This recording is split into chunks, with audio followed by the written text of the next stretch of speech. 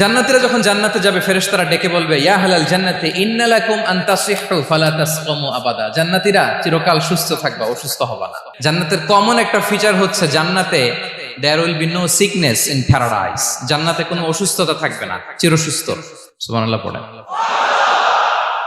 ইন্না লাকুম আন তাশিব্বু ফালা তাহরামু আবাদা।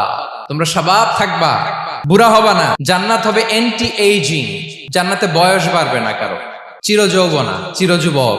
বিষ্ণু ইসলাম বলেন জান্নাতে যারা যাবে শুভ্র দাড়িবিহীন, প্রত্যেকে হবে 33 বছর বয়সের।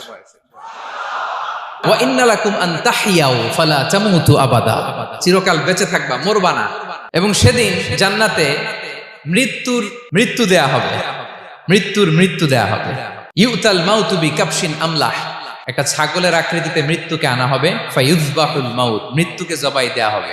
এবার জান্নাতীরা তাকিয়ে থাকবে, ফেরেশতারা বলবে ইয়া আহলাল জান্নাতি খুলুদুন ফালা মাউত। এ জান্নাতীরা চিরকাল এই জান্নাতে থাকবে। এক্সপায়ারি ডেট আছে। জান্নাতে যে ঢুকবো 7 দিনের জন্য চেক ইন, নাকি চেক ইন কয় দিনের জন্য? 7 দিন, 10 দিন পরে চেক আউট করে ফেলবে, এরকম নো এক্সপায়ারি ডেট। আজীবন। একবার এন্ট্রি পেলে বের হওয়ার টেনশন নাই। আল্লাহু আকবার।